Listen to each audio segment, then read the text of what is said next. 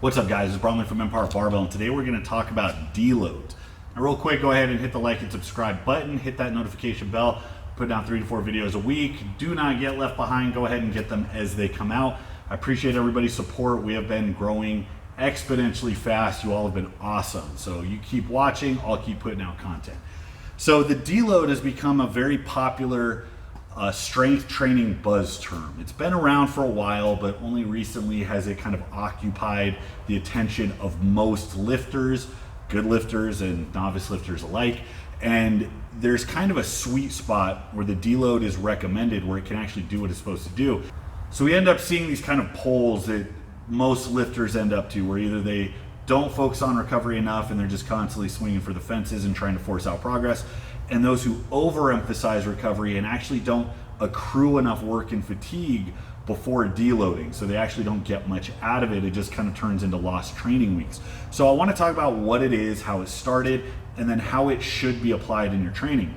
Deloads initially started because powerlifters train heavy. To train specifically for powerlifting involves a lot of low reps with heavier weight. If you're doing triples, doubles, or singles with any amount of effort, you're above 90%. And that type of work taken continuously week to week leads to a short-term backsliding. This is a phenomenon that was discovered where if you train maximally at the same lift multiple weeks in a row, you only get a few good weeks of growth before you actually notice regression. Now, that's not lack of muscle tissue recovery, that's not lack of systemic recovery. It's something that goes on with the nervous system where when you stimulate it with heavy weight too often, you start to get a negative result. Now, long term, there's people that will just put their head down and go through the brick wall, and some roundabout way over a long period of time, adaptations still occur, but it's not an optimal process. It usually comes with a lot of frustrating workouts. It comes with a lot of overuse issues. It's a good way to get yourself chewed up and spit out really quickly.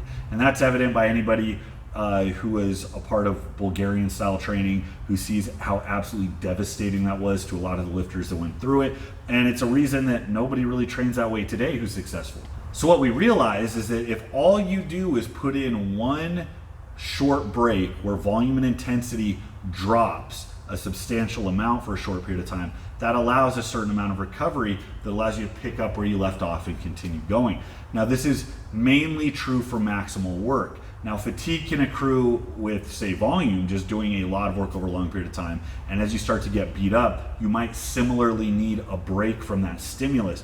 But this is really evident, this is really mandated when we're talking about maximal training, when we're talking about the percentages getting heavy. I really think of anything 90% or over as being the work where a deload is going to be needed on the horizon, unless you do some other type of reset. Now, there is no universally accepted definition of what a deload is or when something is and is not a deload. For simplicity, we just call it a deliberate drop in volume or intensity or both for the specific purposes of causing recovery. That means that there's a context where it's not actually a training workout. It's meant to get touches, keep you moving, keep you refining technique and all of that, while really prioritizing recovery. So there's kind of a subtle difference between a program where the volume and intensity just kind of winds down temporarily and a program where there is a definite deload where you know my goal isn't really to get work in this week, it's to actually let myself bounce back. So there's a subtle difference there. If we look at the SRA model, stress recovery adaptation, where I think of stress or stimulus as exposure. Remember, the goal isn't to go in and test to see what you can do. You're just trying to expose yourself to a novel stimulus, something your body is not previously conditioned to. You see a temporary drop in performance, and then as you recover, you see this bump up in performance. So this is a very linear program, and if you've ever seen really old school classical linear runs, you start at a low percentage and you just continuously move up in a straight line. Now, if there is a substantial amount of effort at each training week, and most of you will make sure that you find a weight at any given threshold that is challenging, then as the weight starts to climb up, you don't really give yourself a chance to recover. So you're exposing yourself to more and more and more stress, but you're not allowing for the adaptive cycle to really take place. Because what we see is that as you add percentages, so let's just say moving up incrementally, linearly, from low 80% all the way up to theoretically over 100%, you're gonna see that the SRA curve gets interrupted by each successive workout. So fatigue accumulates. You're preventing the adaptation cycle to be fully realized. Now, you never want that to be fully realized because that's a peak. If you're training substantially throughout any period of time, there's an implication that you are going to be accruing some fatigue and that you are not going to be 100%. The saying goes, fatigue masks fitness, but you need fatigue to grow. You need fatigue to accumulate. Now, we need enough recovery that we still get these intermittent periods of growth. So I want you to think of each of these workouts stacking together. The recovery part of the cycle, the actual adaptation part of the cycle, gets stunted by each following workout. But it's kind of like pumping air into a BB gun, where it's like each workout, you're getting this delayed reaction because you're creating this pressure. Once you release and actually allow the workload to drop so that you can recover, that's like when you have all that air built up and then you finally pull the trigger and you get this like delayed reaction. You can call it adaptation, supercompensation, doesn't matter what it is. We just observe that all the resources in your body rally to take advantage of that period of recovery, and that's where you level up. So in discrete periods of recovery, and this is exactly how a contest peak works, we notice that we get this long delayed reaction over, and it can be over 1 or 2 weeks. With really advanced lifters, you might see it over several weeks, where you get this continuous increase in performance that happens as long as you let this cycle become fully realized. So what happens with the deload is that time spent recovering should take you into the next step, feeling refreshed, stronger, faster, the weight moves better, and you're primed to start off this next several week-long run of increasing the load again. So I kind of took this, I don't know if it's the exact percentages, but like Sam Cox is an 800-pound squatter. He had an ebook, how to squat 804 pounds. This looks a lot like the program that he ran for the main lifts for the squats. And then he has his secondary lifts that'll kind of wave. They'll either grow in volume where he adds sets and then kind of resets after the deload and builds back up. But the main lift never slows down. Once he starts adding weight, he keeps adding weight until he's up over 100%. And he'll have 3-week runs where he's trying to do a single at progressively heavier weight. So that maximal work, that's really where the deload is warranted. You can even make an argument that by the time you're doing, high 80%, you might not even need it. But getting that cadence of chasing weight, recovering, and then picking up where you left off, that's where these deloads really pull their weight. And a deload is going to be, there's people that give recommendations for it.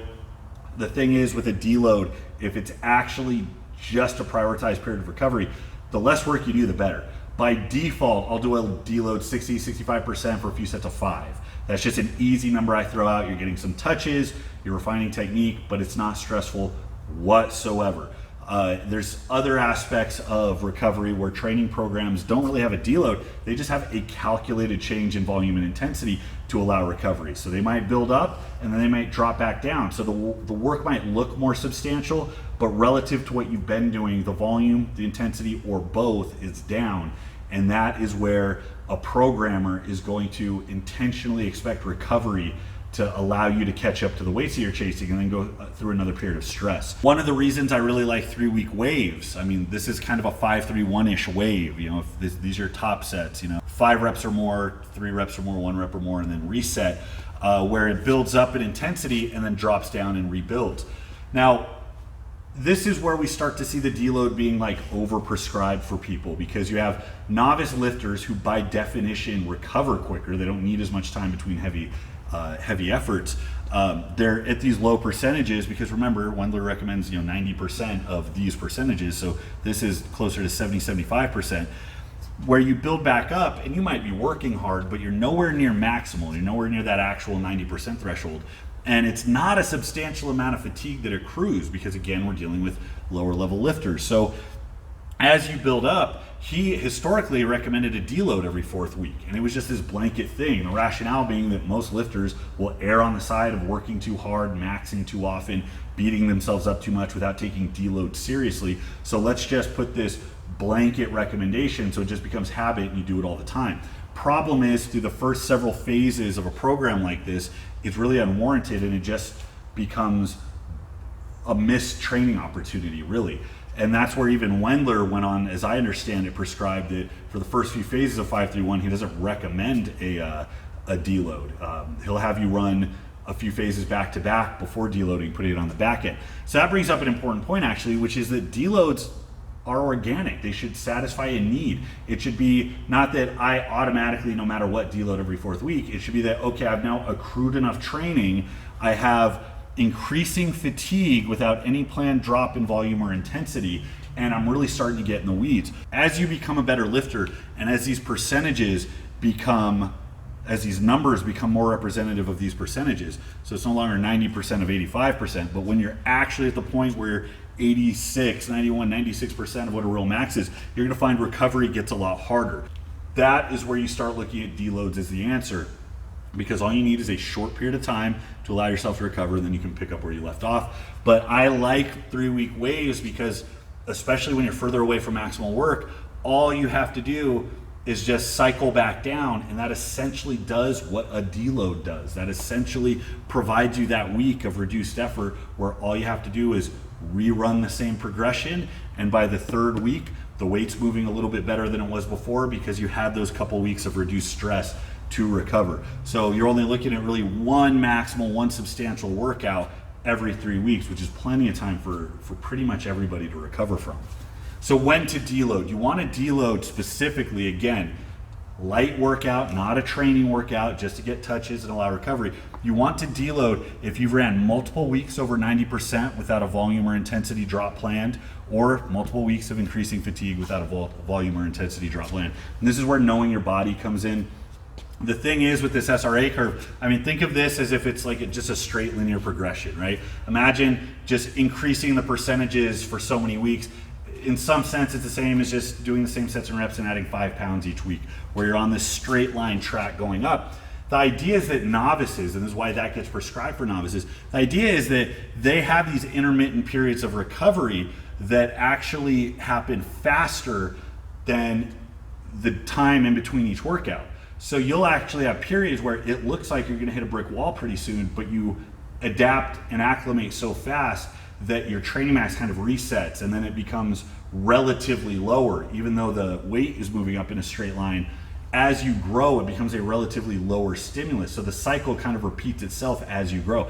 As you become more advanced, that doesn't happen. You hit the brick wall faster. Your ability to recover is actually longer than the way the workouts are spaced apart, which means that you can only keep this up before hitting a brick wall, and you actually need to prioritize these planned breaks to let yourself catch up, or else you're going to get a worse result. So it's very much a balancing act between doing too much or not enough. So if you've ever come across older powerlifting templates, maybe even things that were prescribed for football teams that are just kind of very simple linear programs, when you see that the numbers start to get heavy and the reps get real low, that's where you really start to see the deloads, because it allows you to keep moving forward. For other programs that wave more evenly between volume and intensity phases, or where you only build up so long before coming back down intermittently, or you might ping pong back and forth between easier and harder workouts, as they get more elaborate, the need for a deload becomes less obvious. But if we want to keep it simple and look to this straight line progression where things just keep increasing for however long your cycle is, then that is where you need to be aware of where the fatigue is going to be the highest and where you have to let yourself clear out to be able to catch up. And that's where experience comes in, because that's going to be different for everybody. Now, manipulating volume and intensity is the easiest, the most straightforward way of allowing recovery, but there's other methods. Going back to Westside wanted to prioritize maximal lifting every week because they saw that as the most sport-specific thing they could do, is to train those capacities as often as possible. So instead of taking a deload, let's say all you did is bench, you didn't do variations. Max, max, max. By the 4th week, you would need a deload because you would start to see regression afterwards if you didn't allow recovery. Well, instead of taking that 4th week to not experience any actual training stimulus, they realized that if you change the stimulus, if you change the neurological stressor by using a subtle variation of the same movement, that it was just similar enough to carry over to strength gains in the main lift, but it was just different enough to provide a type of neurological break. It was like a breather from the other movements you've been doing. And that lent itself to a type of recovery. Now, I've said this before, in the SRA cycle, you're looking at a stressor, a period of recovery, and then an adaptation. So things move up like that. Variation kind of goes hand in hand with recovery. By changing the stimulus, you are in some sense not doing the same thing you were doing before. It provides you a break. So you can very much look at these numerically as I'm doing more volume or less volume, more intensity, less intensity, but you can also look at it through the lens of variation. By changing the stressor a little bit, you still allow your body to regroup, because now you're working slightly different capacities, slightly different energy systems, slightly different movement patterns. And that provides a break and again allows you to grow. So those things kind of go hand in hand, and that's one of the reasons why Westside lifters don't deload. That's not to say that they wouldn't benefit from growing volume over time or acclimating more work over time and then giving themselves a break. Even Louis himself talks about the need for tapering to have an effective meet, which is the same idea, giving yourself a break before the meet and allowing yourself to grow. But in the off season, they are allowed to train more frequently because they have these variations. So the deload isn't really quite as mandated, especially as it concerns intensity. The amount of weight on the bar is the primary stressor. So that's all I've got for today on deloads. I know there's gonna be a lot of questions, so go ahead and leave it in the comment box or go ahead and take it over to empire-forum.com. We have a lot of people there who can answer all the questions you have. It's a pretty good environment. It's been growing since we started it, so I appreciate everybody's participation on that. Thanks for watching, guys. Till next time, this is Bronman Empire Barbell. I'll see you.